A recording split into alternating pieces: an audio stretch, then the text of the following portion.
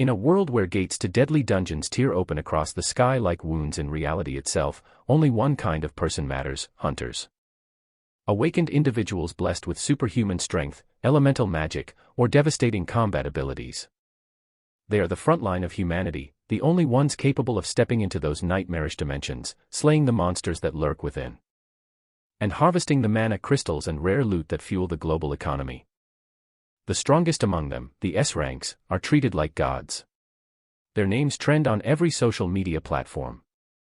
Their faces adorn billboards in every major city. Corporations fight over sponsorship deals with them. Governments bow to their influence. They are celebrities, warriors, and political powerhouses all rolled into one. And then, at the very bottom of this glittering hierarchy, buried beneath layers of contempt and irrelevance, there are the F-ranks. The failures. The ones the awakening touched but barely bothered with. They are given just enough power to technically qualify as hunters, a flicker of mana, a fraction more durability than a normal human, but nowhere near enough to matter. They can't solo even the lowest tier dungeons. They can't land contracts with any reputable guild. Most of them end up as porters, carrying bags and hauling loot for higher-ranked hunters who treat them like furniture. And among those forgotten, overlooked, and ridiculed F-rank hunters, there is one whose name no one ever bothered to remember. Kang Seahan. 24 years old. Awakened at 19. 5 years as a registered hunter, and in all that time, he has never once cleared a dungeon above F-rank on his own. His total mana capacity is so low that the standard issue hunter evaluation device once glitched and displayed an error message when trying to measure it. As if the machine itself couldn't believe a reading that pathetic actually existed.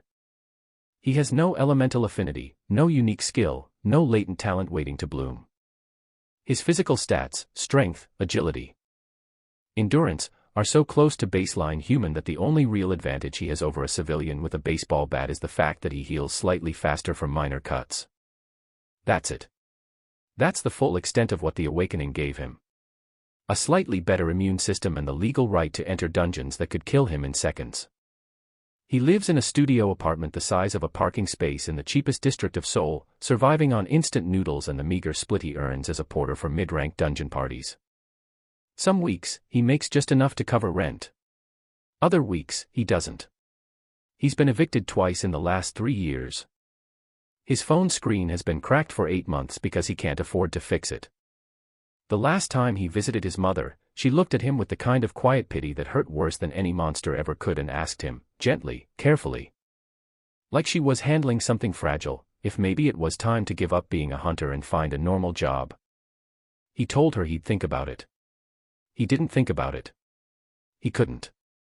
Because deep down, despite everything, despite the humiliation, the poverty, the 5 years of being invisible, Kang Seahan still believed that if he just kept going, if he just pushed a little harder, something would change. Something had to change. The awakening chose him for a reason, even if no one, including himself, could figure out what that reason was. So he kept going. He kept showing up. He kept accepting porter jobs from hunters who looked through him like he was made of glass. He kept dragging bags of loot through dark corridors while monsters roared in the distance and his heart pounded so hard he could feel it in his teeth. And today, this cold, miserable Thursday afternoon, he showed up again. One more dungeon. One more job. One more chance to survive long enough to do it all over again tomorrow. The party leader's name was Jang Doksu. C rank. Mid-30s. Built like a refrigerator wrapped in leather armor, with a jawline that could cut steel and eyes that held absolutely zero warmth for anyone he considered beneath him, which was almost everyone. But especially F-ranks. Doksu ran a small, unregistered party that took on E-rank and low D-rank dungeons for quick profit. Nothing glamorous. Nothing prestigious. But the money was decent enough if you didn't have to split it fairly, and Doksu had a very specific philosophy about fairness: the strong take what they deserve, and the weak take what they're given. Seahan had worked with him before. Twice. Both times, Doksu had shortchanged him on the split, paying him barely 40% of what the porter contract promised. When Seahan tried to bring it up the first time, Doksu had looked at him the way a man looks at a bug on his shoe and said, "You're lucky I let you come at all. Any other leader would have left you at the gate." Siahan swallowed his pride and took the money. He needed it too badly to fight. Today's target was an E-rank dungeon that had appeared 3 days ago in an industrial district on the outskirts of Incheon, a standard cave-type dungeon populated by stone crawlers. Low-level monsters with rocky exoskeletons and slow attack patterns. Easy work for a C-rank party. Doxa had assembled a team of 5, himself as the main damage dealer, 2 D-rank fighters for support, a D-rank scout, and Siahan as the porter. The plan was simple. Get in, clear the monsters, grab the loot, get out. 2 hours, maximum. Siahan had done this kind of run dozens of times. His role was clear: stay behind the front line, pick up the mana crystals and drop materials as the fighters killed, and carry everything out in the reinforced duffel bags strapped to his back. Don't fight. Don't speak unless spoken to. Don't slow down. He knew the rules. He followed them perfectly. For the first 40 minutes, everything went exactly as expected. The dungeon's interior was a network of narrow stone tunnels lit by bioluminescent moss, the air thick with the damp, mineral smell of underground rock. The stone crawlers came in predictable waves, 2 or 3 at a time, lumbering out of side passages with their mandibles clicking. Doxa cut through them effortlessly, his mana-reinforced greatsword cleaving through rocky shells like they were made of clay. The 2 D-rank fighters handled the stragglers. The scout kept the path clear ahead. And Siahan moved silently behind them, gathering the glowing blue crystals that fell from the shattered monsters, stuffing them into the bags with practiced efficiency. No one spoke to him. No one looked at him. He was invisible, and for once, he was grateful for it. Then the tremor hit. It started as a low vibration in the floor, barely noticeable, like a subway train passing beneath a building. But it grew. Rapidly. Within seconds, the walls of the tunnel were shaking, chunks of stone breaking free from the ceiling and crashing down around them. Dust filled the air. The bioluminescent moss flickered and dimmed, plunging sections of the corridor into near darkness. The scout shouted something about structural instability, about the dungeon's core destabilizing ahead of schedule, but Siahan couldn't hear the details over the roaring sound of the earth tearing itself apart. And then, from deep within the dungeon, something screamed. It wasn't a stone crawler. Stone crawlers didn't make sounds like that. This was something else entirely, a sound so deep and resonant that it vibrated in Siahan's chest cavity, rattling his ribs, making his vision blur. Every hunter in the party felt it. Siahan saw the 2 D-rank fighters exchange a look, the kind of look people share when they realize, simultaneously and without words, that they are in serious trouble. Doxu's face hardened. He turned to the scout. What the hell is that? The scout checked her device, a portable mana scanner strapped to her forearm, and her face went pale. Completely, utterly white. There's a secondary chamber. Deep. It wasn't on the association's dungeon map. The mana reading is. She swallowed. It's D-rank. Maybe higher. Silence. In a properly regulated dungeon run, this would be the moment the party leader calls for an immediate retreat and reports the anomaly to the Hunter Association. Standard protocol. Non-negotiable. Because an unmapped chamber with a higher mana reading than the dungeon's official rank means one thing: there's a hidden boss, or a dungeon mutation, or both. And either scenario is potentially lethal for a team geared for E-rank combat. Doxa did not call for retreat. Instead, his eyes narrowed, and a different kind of expression crossed his face: greed. Raw, undisguised, calculating greed. Because a hidden chamber in a dungeon often meant one thing that every hunter dreamed about: rare loot. Unique drops. Items and materials that could sell for 10, 20, 50 times the value of anything a standard E-rank dungeon would produce. A single rare item from a hidden chamber could be worth more than 6 months of regular dungeon runs. We push forward, Doxa said. The scout started to protest. One of the D-rank fighters opened his mouth to argue. Doxa silenced them both with a look, the kind of look that reminded everyone in the party that he was C-rank, that he was the strongest person in this tunnel by a wide margin. And that his decisions were not suggestions. We push forward, he repeated, quieter this time, which somehow made it worse. If there's something valuable in there, I'm not leaving it for the next team. They pushed forward. The tunnels narrowed. The tremors grew worse. The bioluminescent moss vanished entirely, replaced by a darkness so thick that the scout's flashlight seemed to struggle against it, the beam swallowed up after just a few meters. The air changed too, it became colder, drier, carrying a faint metallic taste that Siahan couldn't identify. Every instinct in his body was screaming at him to turn around.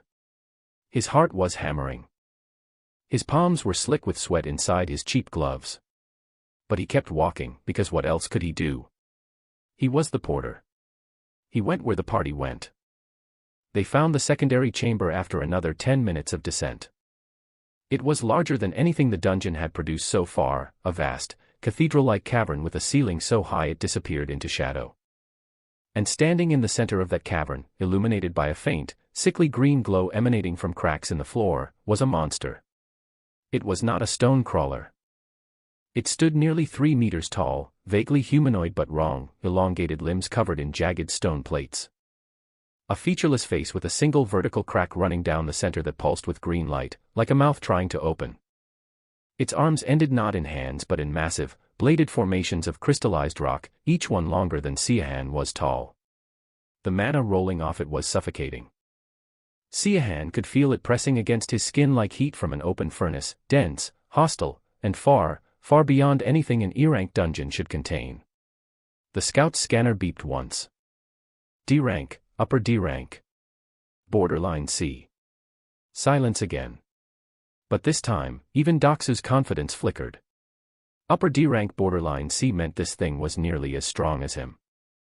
In a controlled environment, one-on-one, with proper preparation, Doxa could probably take it. But they weren't in a controlled environment. They were deep inside an unstable dungeon with no backup, no proper formation, and an F-rank porter who was about as useful in combat as a wet napkin. For one brief, shining moment, Siahan thought Doxa would finally make the smart call. Finally order the retreat. Finally put survival over greed. Doxa drew his greatsword. Formation Delta. Fighters on the flanks. Scout, find its blind spot. Porter, he didn't even look at Siahan. Stay out of the way. The battle was chaos from the first second. Doxa charged with a roar, his greatsword blazing with mana-reinforced orange light, and brought it down on the creature's shoulder with enough force to split a boulder. The blade bounced off. Not deflected, bounced, like he'd struck a wall of solid diamond. The impact sent shockwaves up his arms that visibly staggered him. The creature didn't even flinch. It simply turned its featureless face toward Doxu, the vertical crack widening slightly. And swung one of its massive bladed arms in a horizontal arc that would have bisected him at the waist if he hadn't thrown himself backward at the last possible instant. The two D-rank fighters attacked from opposite sides. One had a spear, the other dual short swords. They were fast, coordinated, clearly experienced, but their weapons did even less than Doxu's greatsword. The spear tip chipped against the creature's stone plating without penetrating. The short swords left scratches that healed over within seconds, the crystallized rock regenerating like living tissue. The creature swatted the spear wielder aside with a casual backhand that sent him flying into the cavern wall. He hit with a sickening crack and didn't get up. The dual sword fighter lasted 3 more seconds before a downward strike from the creature's bladed arm carved a gash across his chest that sprayed blood across the green-lit stone floor. 45 seconds. That's how long the fight lasted before Doxa made his decision. He looked at the carnage. He looked at the monster. He looked at the exit. And then Jang Doxu, C-rank hunter, party leader, the man who was supposed to protect his team, turned and ran. He didn't warn anyone. He didn't call for a retreat. He didn't grab the fallen fighters. He simply deactivated his mana reinforcement, turned on his heel, and sprinted for the tunnel they'd come from with every ounce of speed his C-rank body possessed. The scout, seeing her leader flee, hesitated for exactly 1 heartbeat before following. Survival instinct overpowered loyalty. They vanished into the darkness of the tunnel, their footsteps echoing and fading, leaving behind 2 injured fighters on the ground, and Kang Siahan, standing frozen near the cavern entrance. Still holding 2 duffel bags full of mana crystals, staring at the monster with wide, uncomprehending eyes. They left him. They actually left him. The realization hit him like a physical blow, stealing the air from his lungs. He dropped the duffel bags. His hands were shaking so badly he couldn't have held them anyway. The creature turned its attention to the closest moving target, one of the fallen D-rank fighters, who was trying to crawl toward the exit with a broken leg, and brought its bladed arm down. Siahan looked away. The sound was enough. Then the creature's featureless face swiveled toward him. Run. That was the only word in his mind. A single, primal command screaming through every nerve in his body. Run. Run. Run. He ran. Not toward the main tunnel, the creature was between him and that exit now, but sideways, toward a narrow crack in the cavern wall that he'd noticed when they first entered. He didn't know where it led. He didn't care. Anywhere was better than here. He squeezed through the crack, stone scraping skin from his shoulders and arms, and stumbled into a passage so narrow he had to turn sideways to move through it. Behind him, he heard the creature slam against the crack's entrance, its massive body too large to follow. It screamed, that same bone-vibrating, chest-rattling sound, and the walls shook. Dust rained down. Siahan kept moving, kept squeezing, kept pushing forward into darkness so complete he couldn't see his own hands. He didn't know how long he moved through that passage. Minutes. Maybe longer. Time lost meaning in the dark. His body was running on pure adrenaline, his mind blank with terror. He was bleeding from a dozen cuts where the stone had torn his skin. His right ankle throbbed, he'd twisted it during his desperate sprint. Every breath was a ragged, wheezing gasp that echoed off the close walls. And then, without warning, the passage opened up. He stumbled out of the narrow crack and into a room. But calling it a room felt wrong. It was something else entirely. Something that shouldn't exist inside an E-rank dungeon, or any dungeon, for that matter. The space was circular, maybe 15 meters in diameter, with smooth walls that looked like they'd been carved by hand rather than formed by natural erosion. The floor was covered in intricate patterns, spiraling lines and geometric shapes that seemed to shift and move at the edges of his vision, like optical illusions made of stone. The air here was different. Still. Impossibly still. No dust motes drifting. No air currents. Even the sound of the dungeon's ongoing collapse, the distant rumbling, the cracking stone, seemed muted here, as if this room existed slightly apart from the rest of reality. And in the center of the room, on a small stone altar no taller than Siahan's waist, sat an hourglass. It was small, maybe the size of his fist, and ancient in a way that went beyond mere age. The frame was made of a dark metal Siahan didn't recognize, etched with symbols that resembled no language he'd ever seen. The glass was clouded, almost opaque, and inside it, the sand. The sand wasn't moving. It hung suspended in the narrow neck of the hourglass, frozen mid-fall, each grain distinct and motionless. But it was alive. He could feel it. A pulse, rhythmic and deep, emanating from the hourglass like a heartbeat. Not mana, he knew what mana felt like, that familiar electric warmth that all hunters could sense to varying degrees. This was something else. Something older.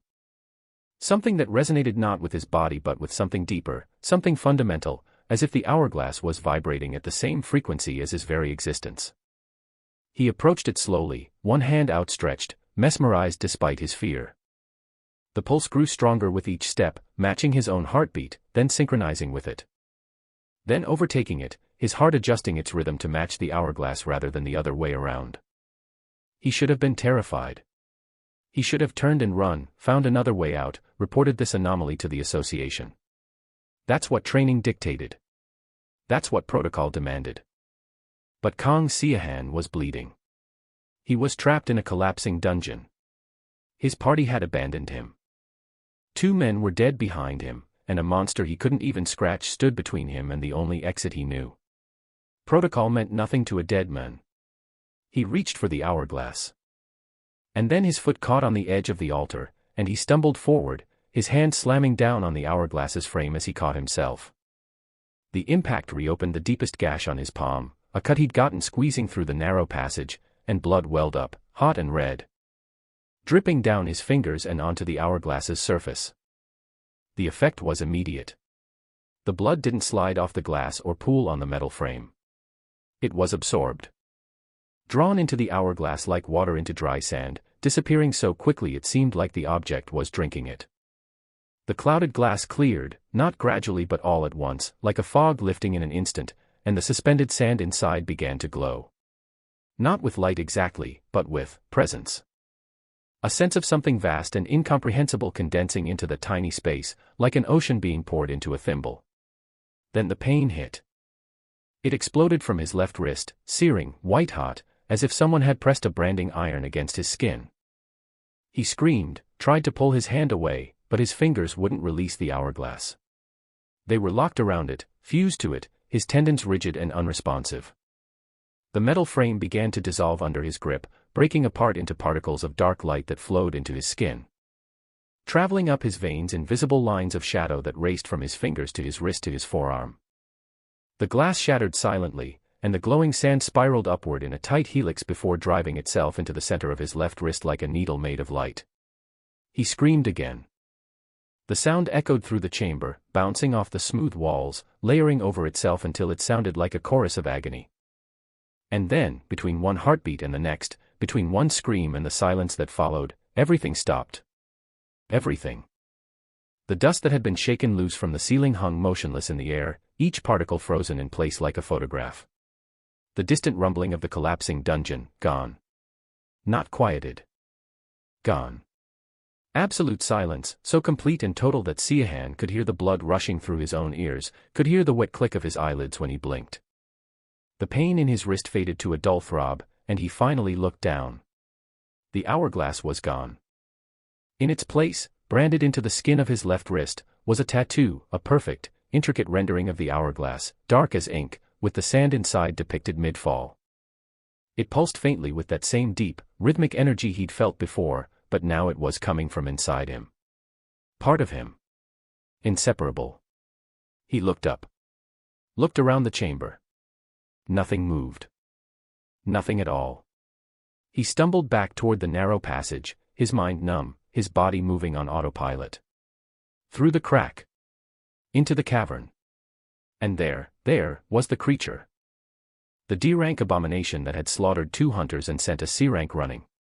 It was frozen. Mid-stride, one bladed arm raised for a strike that would never land, its body caught in a moment between moments. The green light in its facial crack was static, neither brightening nor dimming. It looked like a statue. A perfect, terrifying statue carved from the instant of its own violence. Siahan walked past it. He walked past it. An F-rank hunter, the weakest of the weak, the bottom of the bottom. A man whose total combat capability amounted to slightly better than a civilian with a baseball bat, walked within arm's reach of a creature that could have killed him with a casual gesture. And it did nothing. It couldn't do anything. Because time itself, the most fundamental force in the universe, the river that carried all of existence from one moment to the next, had stopped. And Kang Siahan was the only thing still moving within it. He walked through the tunnels in silence. Perfect, absolute silence. He passed falling rocks suspended in midair. He passed dust clouds frozen into solid shapes. He passed a section of corridor that was mid-collapse, stone slabs hanging at impossible angles. Defying gravity not through any magical force but simply because gravity hadn't had time to finish its work. He walked through it all like a ghost passing through a painting, untouched and untouchable. He didn't understand what was happening. His mind couldn't process it, wouldn't process it. It simply filed the experience under impossible and kept his legs moving, one foot in front of the other, toward the faint glow of daylight that marked the dungeon's entrance. When he finally stepped out of the gate, the world rushed back. Sound hit him like a wall, traffic noise, distant sirens, the chatter of association personnel manning the dungeon perimeter. Wind touched his face, cold and sharp with the smell of rain. The frozen rocks behind him resumed their fall. The dungeon's entrance shuddered and cracked, the gate destabilizing as the interior continued its collapse. And Kang Siahan collapsed. He hit the asphalt face first, his legs giving out completely, the accumulated trauma of the last hour finally overwhelming his adrenaline-fueled autopilot. Blood smeared across the ground from his countless cuts. His twisted ankle screamed. His left wrist throbbed with a deep, pulsing warmth that felt like holding his hand over an open flame. People shouted. Association paramedics rushed toward him. Someone was asking his name, his rank, his party affiliation. Someone else was radioing for an ambulance. Voices overlapped, urgent and chaotic, a blur of sound that washed over him without meaning. He heard fragments. Jang Doksu, already outside, already safe, already giving his report to the association officials. Siahan caught pieces of it through the haze of semi-consciousness. Dungeon mutated. Hidden chamber, nothing we could do, the two fighters, no, the porter was behind us, I assumed he got out first. Lies. Clean, practiced, effortless lies from a man who had left 4 people to die and was now rewriting the story to protect himself. And no one questioned it. Why would they? Doksu was C rank. Siahan was F rank. In the hierarchy of the hunter world, Doksu's word was worth infinitely more than Siahan's life. The association logged the incident as a dungeon mutation event. 2 D-rank hunters killed in action. 1 F-rank porter, survival status, miraculous. The report used that exact word. Miraculous. As if the universe had simply decided, on a whim, to spare the most worthless hunter in the party. No one investigated further. No one interviewed Siahan about what he'd seen inside the hidden chamber. No one asked how an F-rank with no combat abilities and a twisted ankle had managed to escape a collapsing dungeon that killed 2 D-ranks. Because no one cared about an F-rank. 3 days later, Siahan sat on the edge of his bed in his tiny studio apartment, staring at the hourglass tattoo on his left wrist. He'd barely slept since the dungeon. Every time he closed his eyes, he saw the creature's featureless face, the green crack widening, the bladed arms descending. He saw the 2 D-rank fighters, men whose names he'd never even learned, lying broken on the cavern floor. He saw Doksu's back as he ran, growing smaller and smaller in the darkness. But beneath the trauma, beneath the nightmares and the survivor's guilt and the lingering ache in his ankle, something else burned. Something new. The tattoo on his wrist was warm. Not painfully so, more like the warmth of sunlight through a window, gentle and constant. And he could feel it. The hourglass. Not as an external object but as an internal presence, nestled somewhere behind his sternum, humming at a frequency that only he could perceive. He raised his left hand. Focused on the warmth. Thought about the dungeon, about that impossible moment when the world had gone silent and still, when the monster had become a statue and falling rocks had become suspended sculptures. He thought about what it felt like to stand in that frozen space, the only moving thing in a stopped world. And for just an instant, a fraction of a second so brief he almost missed it, the dust motes drifting through the beam of sunlight from his window, stopped. Then resumed. Siahan's breath caught. His eyes widened. The hourglass tattoo pulsed once, warm and steady, like a heartbeat. Like a promise. He didn't know what the hourglass was. He didn't know where it came from, who made it, or why it had chosen him, the weakest, most pathetic hunter in the entire system, as its vessel. He didn't know the rules, the limits, the cost. But he knew one thing with absolute, bone-deep certainty. Something had changed. And this time, it had changed in his favor. Kang Siahan lowered his hand, looked at the tattoo one more time, and for the first time in 5 years, for the first time since the day he awakened and discovered he was nothing special. Nothing powerful, nothing worth remembering, he smiled. It was a small smile. Quiet. Almost fragile. The kind of smile that comes not from happiness but from something rarer and more dangerous. Hope. And in a world that had given him absolutely no reason to feel it, that tiny, stubborn, irrational hope was the most powerful thing Kang Siahan had ever possessed. More powerful, perhaps, than even time itself. 2 weeks had passed since Kang Siahan walked out of Thornvale Hollow with a secret pressed into his skin and a question burning in his chest. 2 weeks of lying in a hospital bed pretending his body was simply healing from dungeon injuries while, every night, he stared at the hourglass tattoo on his wrist and tried to understand what it was. What it did. What it wanted from him. The doctors had discharged him 3 days ago with a clean bill of health and a gentle, patronizing suggestion that he consider a career change, maybe something safer. Something that didn't require walking into dimensional rifts full of monsters. Siahan had nodded politely, collected his meager belongings. and returned to his one-room apartment on the 7th floor of a crumbling building in the lower ward of Seoul's Hunter District, a neighborhood where F-ranks and unawakened civilians lived side by side in the shadow of the gleaming towers that housed the real hunters. The ones who mattered. His apartment was barely large enough for a bed, a desk, and a single burner stove that he used to heat instant noodles most nights. The walls were thin enough that he could hear his neighbor's television through them. The window looked out onto a narrow alley where cats fought over scraps from a fish market. It was not the kind of place where someone discovered the power of a god. But then again, Siahan had never been the kind of person who discovered anything. Until now. It happened on the 15th night after his escape. He was sitting on his bed, massaging his left wrist where the tattoo pulsed with a low, steady warmth, the same warmth he had felt every moment since binding with the hourglass. He had been trying to trigger its power intentionally for days. Focusing on it. Willing it. Picturing the frozen world he had walked through inside Thornvale Hollow. Nothing had worked.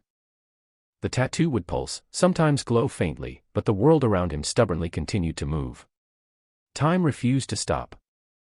And Siahan was beginning to wonder if the dungeon experience had been a hallucination, a trauma response, his brain's way of processing the terror of near death. Maybe the hourglass had been an illusion. Maybe the tattoo was just a scar shaped by coincidence. But tonight, frustration got the better of him. He gripped his wrist hard, hard enough that his knuckles went white, and squeezed, channeling every ounce of will, every drop of desperation.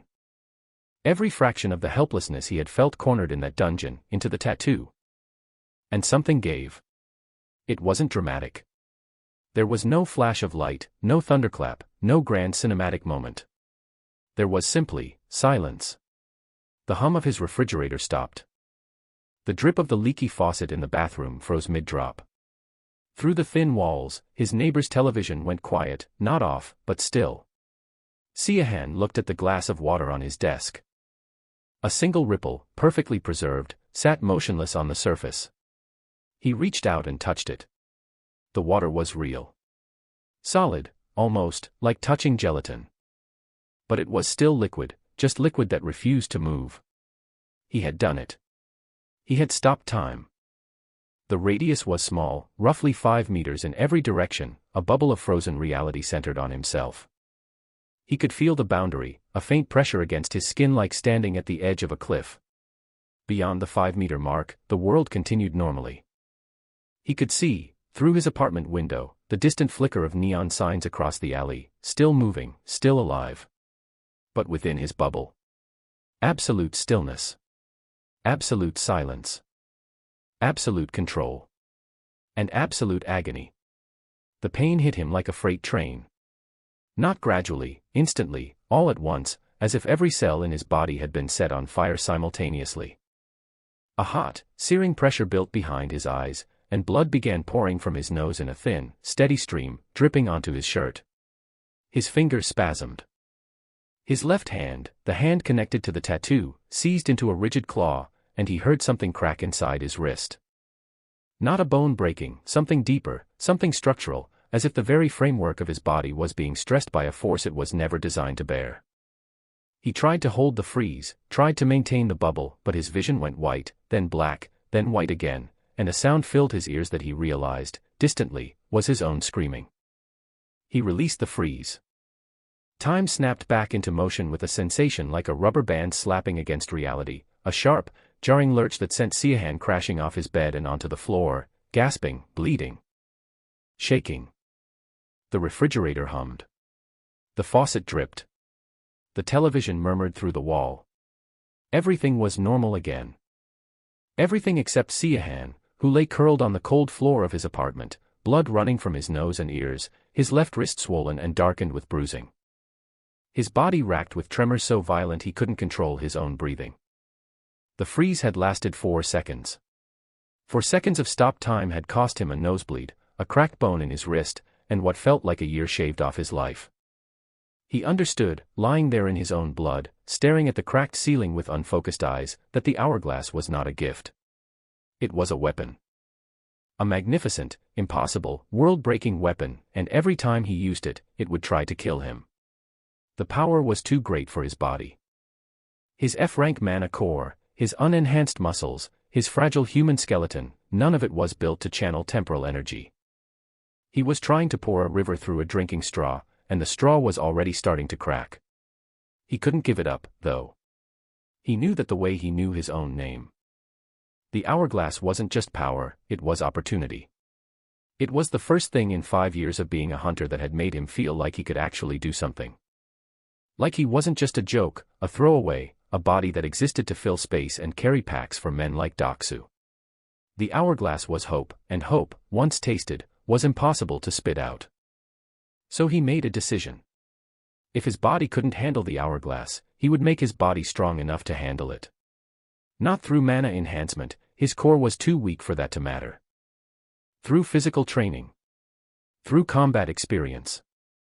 Through pushing himself to the absolute limit in every dungeon he entered, not to survive, but to grow. Every monster he fought, every wound he took, every time he forced his body past its breaking point, he would come out the other side a fraction stronger. And he would use the hourglass, sparingly, strategically, surgically, to accelerate that growth in ways no other hunter could.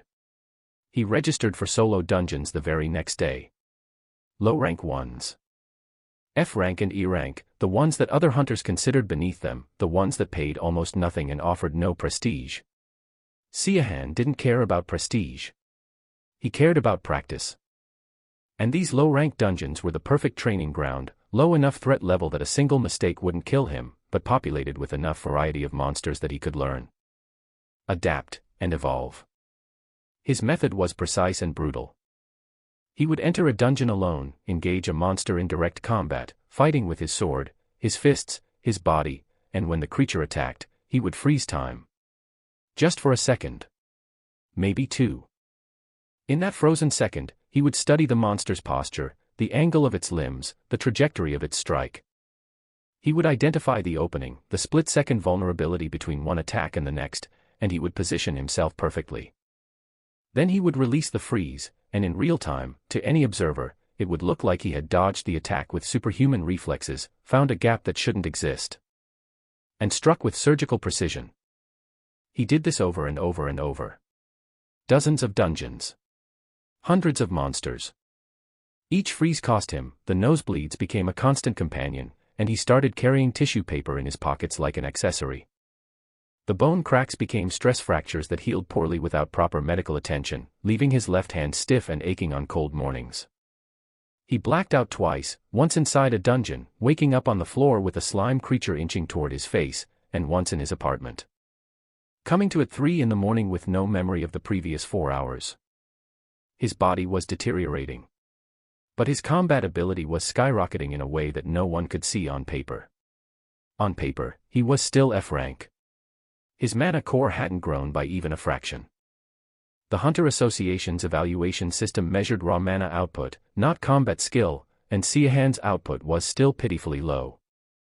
To the system, to the association, to the entire world, he was the same worthless F rank he had always been. But in practice, in the quiet, bloody reality of solo dungeon crawling, he was becoming something else entirely. His reaction time had sharpened to a razor's edge. His sword work had become precise, economical, and lethal, no wasted movement, no flourishes, just clean cuts aimed at exactly the right places. He had learned to read monster behavior the way a chess master reads an opponent, predicting moves 3 steps in advance because he had literally frozen time to study every possible variation. And the loot. Oh, the loot. Every monster had a weak point, a specific organ, a mana node, a structural flaw, that, if struck perfectly on the killing blow, had a chance of producing a rare drop. For normal hunters, hitting that weak point consistently was virtually impossible, combat was chaotic, unpredictable, and monsters didn't politely hold still while you lined up the perfect strike. But Siahan did hit it consistently. Every single time. Because in frozen time, he had all the time in the world to find it. Mana crystals, rare herbs, monster cores. Enchanted fragments, drops that F-rank dungeons theoretically contained but practically never yielded, he collected them like a man picking apples from a tree. He sold them quietly, through back channels, to dealers who didn't ask questions, and the income, while modest by B-rank standards, was life-changing for an F-rank. For the first time in years, he didn't have to worry about rent. He could afford proper food. He could buy a new sword that wouldn't shatter against a fangbeast's hide. It was during one of these solo dungeon runs that he met her. The dungeon was an E-rank called Myrfen Marsh, a waterlogged cave system infested with venom toads and swamp leeches. Siahan had cleared the main chamber and was looting a cluster of mana reeds, aquatic plants that grew exclusively in mana-saturated water and sold for a decent price, when a voice cut through the damp air behind him. "You look like you've been hit by a truck." And then the truck reversed over you. Twice. Siahan spun, his hand instinctively going to his sword, and found a woman standing at the cave entrance, arms crossed, head tilted, looking at him with an expression that was equal parts curiosity and clinical assessment. She was tall, taller than him by an inch, with sharp, angular features, dark hair pulled back in a tight ponytail, and eyes that seemed to catalog everything they touched with the precision of a medical scanner. She wore the white and blue uniform of a licensed healer, the designation patch on her shoulder clearly marked her as B rank, and she carried a staff that hummed with restorative mana, its tip glowing a soft, healing green. Her name was Yuna Rin. She was 26 years old, a B-rank healer attached to the Hunter Association's medical division. And she had been sent to Myrfen Marsh on a routine patrol. Healers were occasionally deployed to low-rank dungeons to assist with injury evacuations. She had expected to find nothing. Instead, she had found Siahan, and what she saw made no sense. "I'm fine," Siahan said, turning back to the mana reeds. "Just a normal run." "Normal," Arin repeated flatly.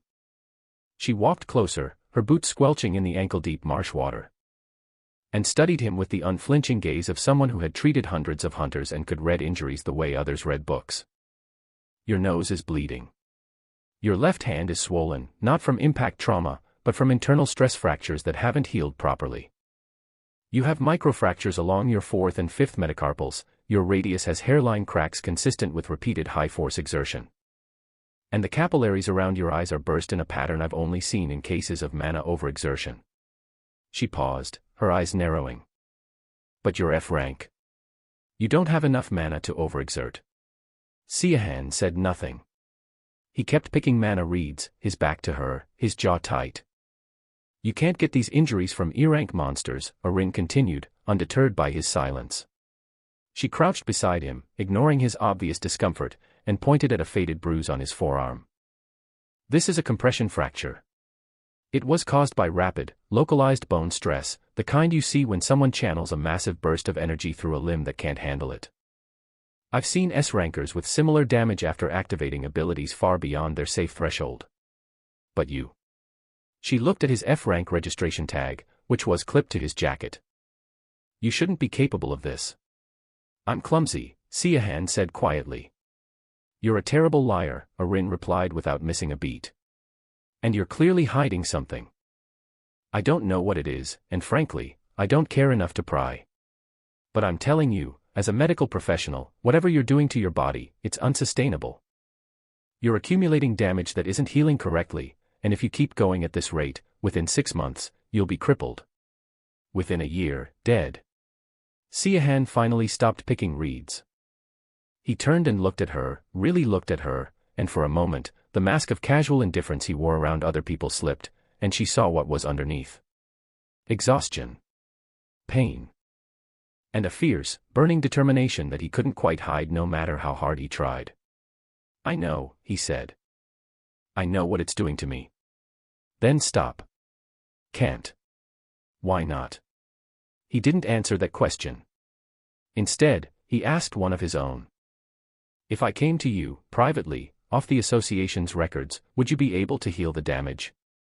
Not fix everything, just stabilize it enough that I can keep going." Arin stared at him for a long moment. She should have said no.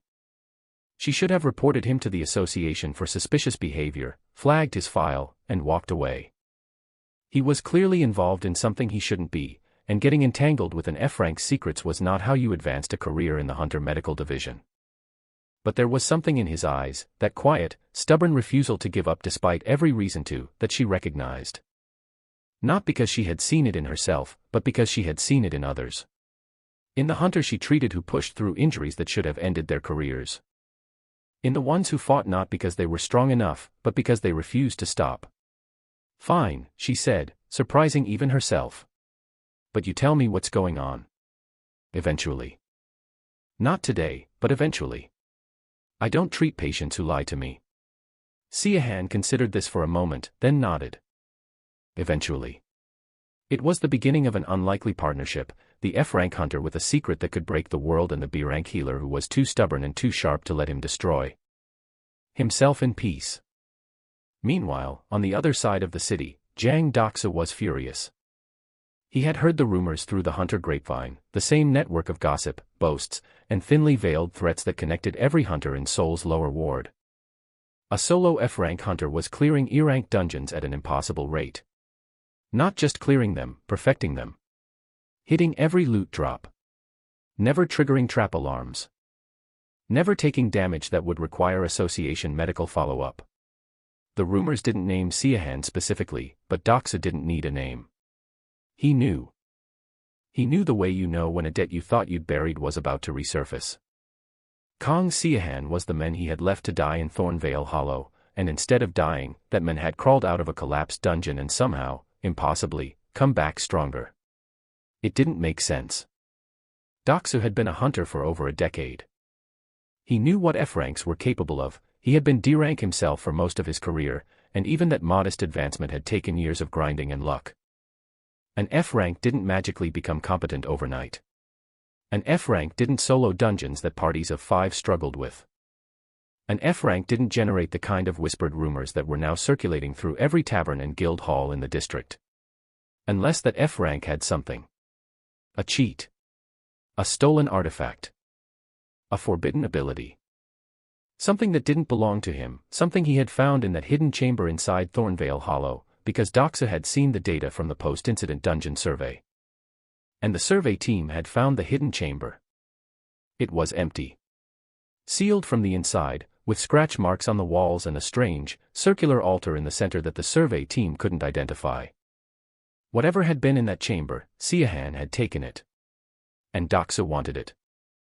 Not because he understood what it was, but because he believed, with the desperate, irrational conviction of a man who knew he would never rise above his current station through his own ability, that whatever Siahan had found could be his ticket out of mediocrity. He began investigating quietly. Following Siahan's dungeon logs, cross-referencing timestamps, mapping his movements. It wasn't hard. Siahan was careful in the field but careless in the bureaucracy, filing solo dungeon applications with the association using his real name and standard identification. Doxa could track him. And as he tracked him, his resentment grew like a weed, choking out any remaining flicker of guilt he might have felt for abandoning Siahan to die. Every successful dungeon run was proof that Siahan had something Doxa didn't. Every whispered rumor was a knife twisted in the wound of Doxa's own inadequacy. He didn't just want what Siahan had, he needed it.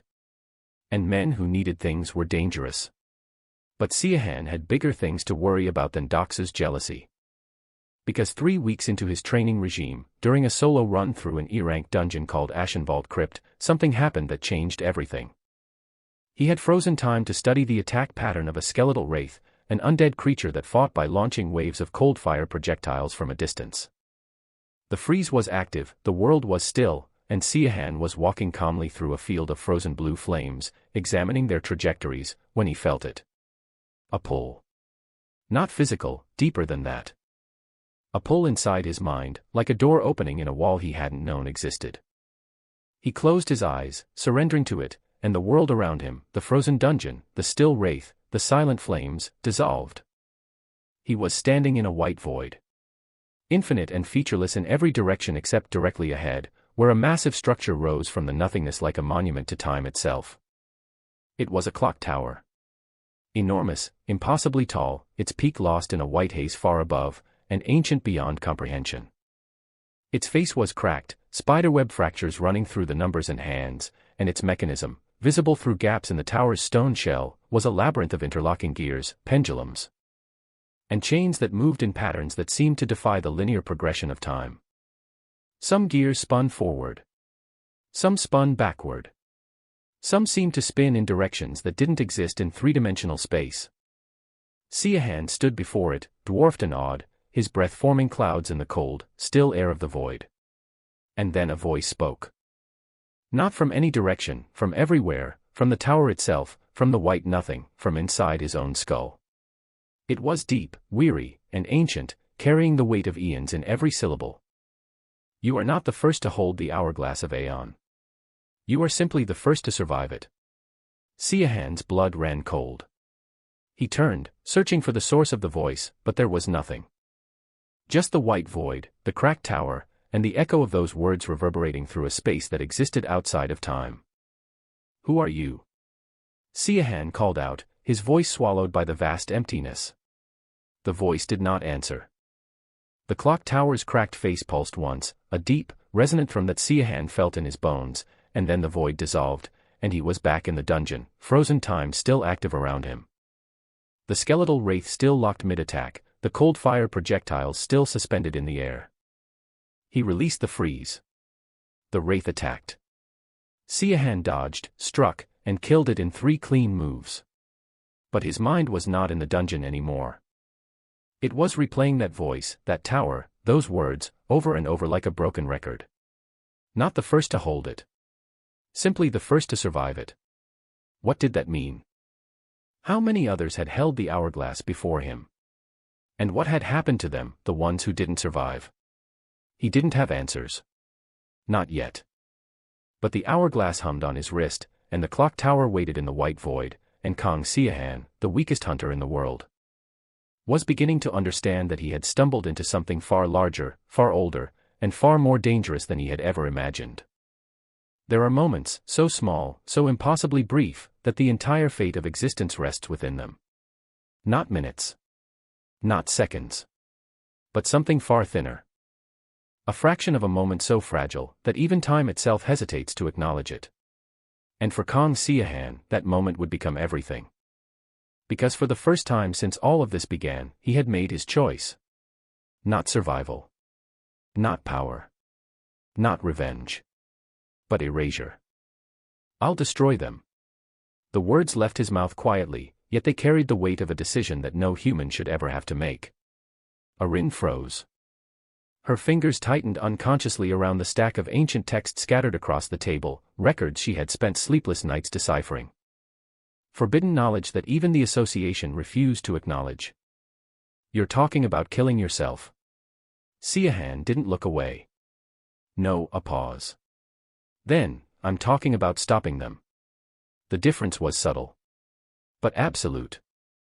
Because somewhere along the way, Siahan had stopped seeing his own life as something separate from the flow of time itself. If time ended, nothing mattered. Not him. Not anyone. And yet, Arin stepped forward, her voice shaking for the first time since she had met him. There has to be another way. Siahan's gaze softened slightly. But only slightly. Then find it. Because until she did, he would prepare for the only path he could see. And that path didn't belong to the living. It belonged to something in between. The white void welcomed him again. Endless. Silent. Unchanging. But no longer empty. The shattered clock tower loomed closer now, its broken hands suspended across impossible angles, its structure crumbling yet never collapsing. And at its center, Aeon. Not a god. Not anymore. Just a prisoner whose existence had been stretched across eternity. You came back, Aeon said softly. Siahan walked forward. This time without hesitation. I'm not here for answers anymore. Aeon's eyes lifted. Then what are you here for? Siahan stopped. Right before the chains. To learn how to end this. Silence. Heavy. And then. For the first time, Aeon smiled.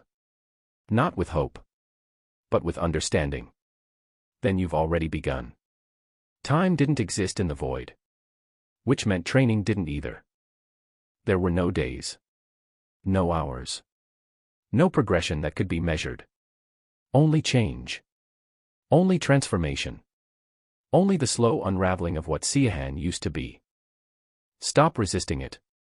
Aeon's voice echoed as Siahan knelt in the endless white. You're still treating time as something external.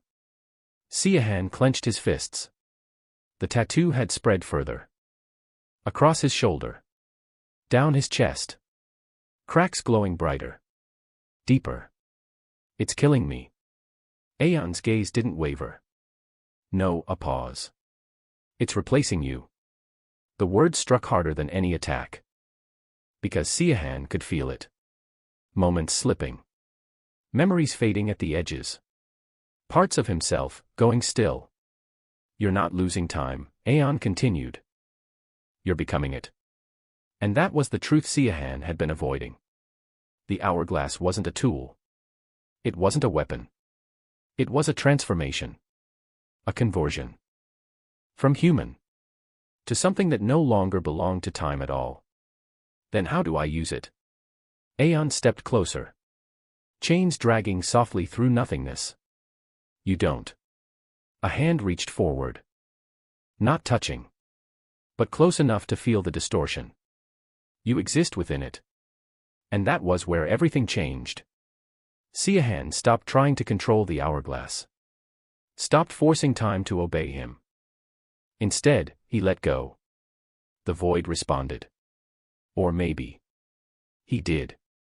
His body flickered. Not physically. But conceptually. There, then not. Present, then absent.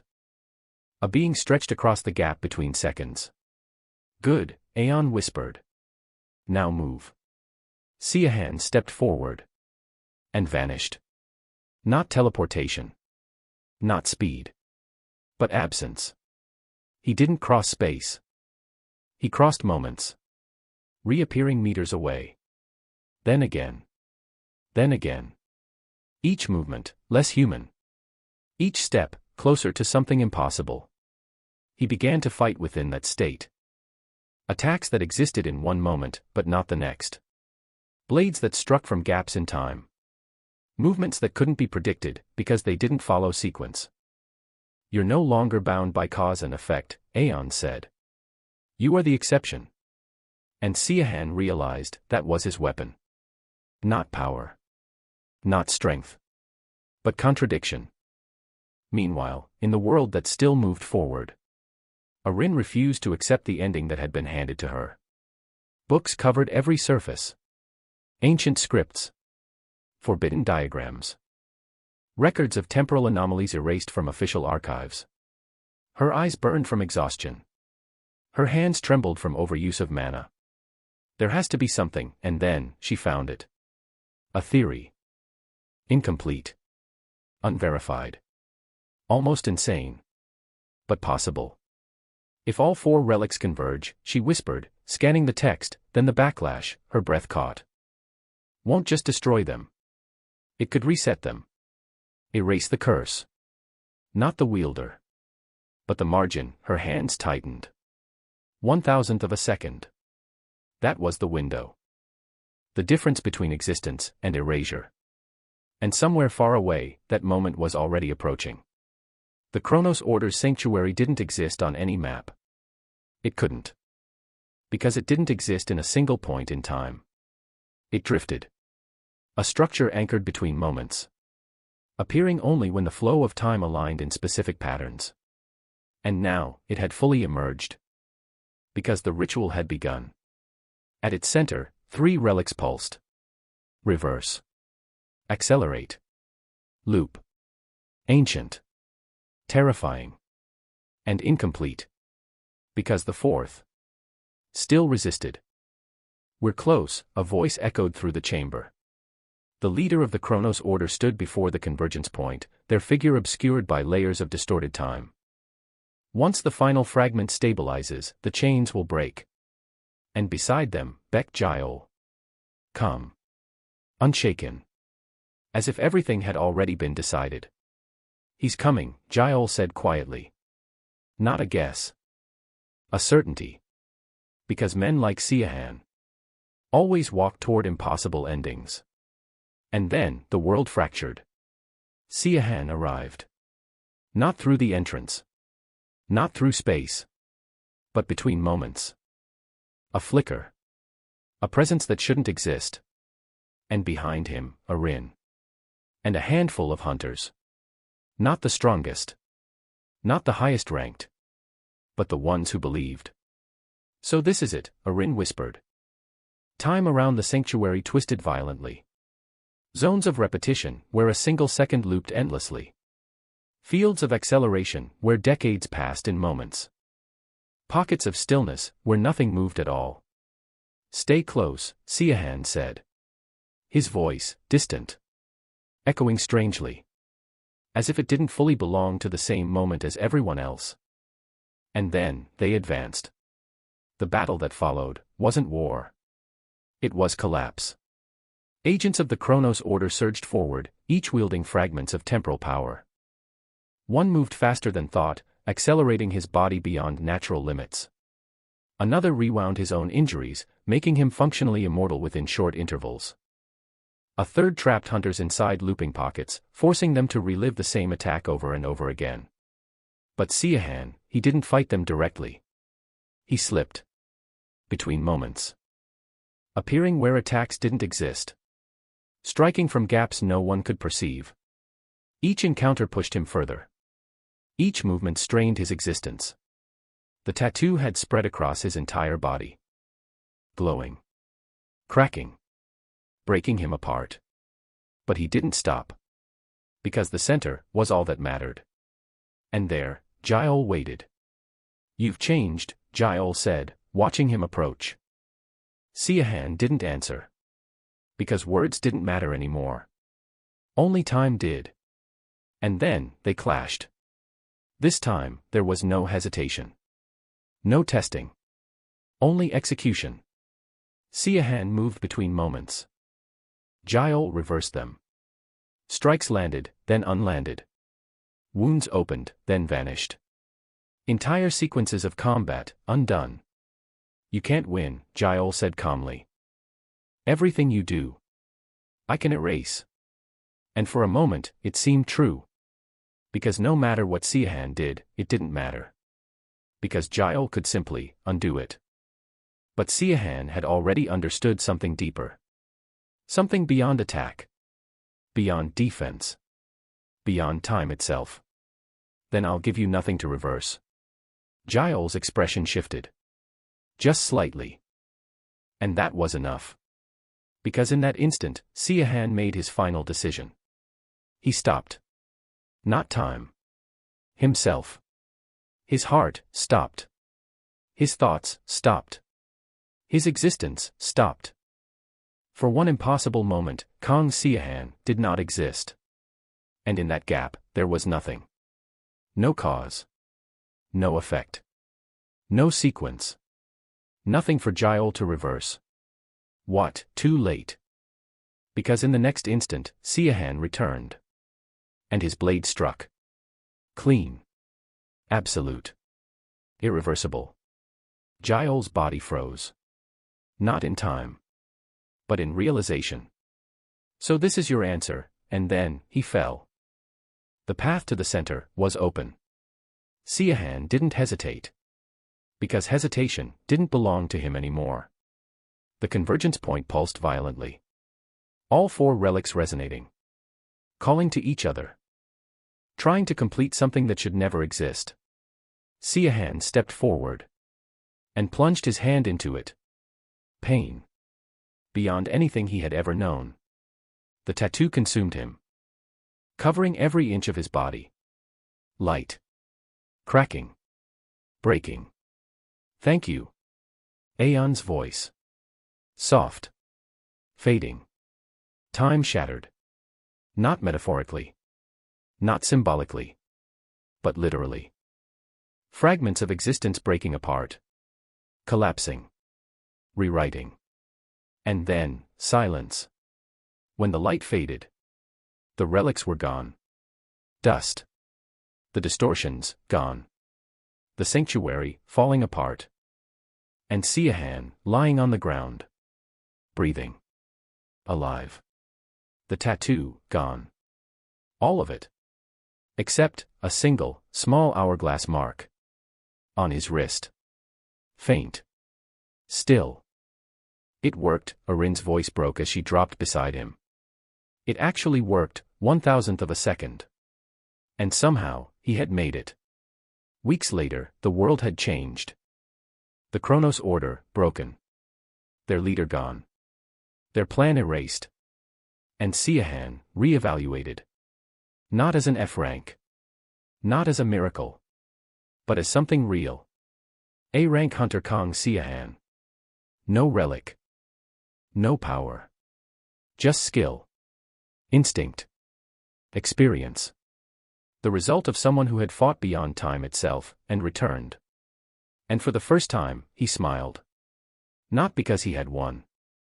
But because he was still here. Still moving. Still alive. And as he stepped toward the entrance of a new dungeon, the world no longer felt impossible. Because he had already faced something worse. Time itself. And survived. His hand flexed slightly. The small hourglass mark glimmered. Just once. Faint. Almost gone. But not completely. Like something. Or someone. Was still watching. Waiting. For the moment it might be needed again.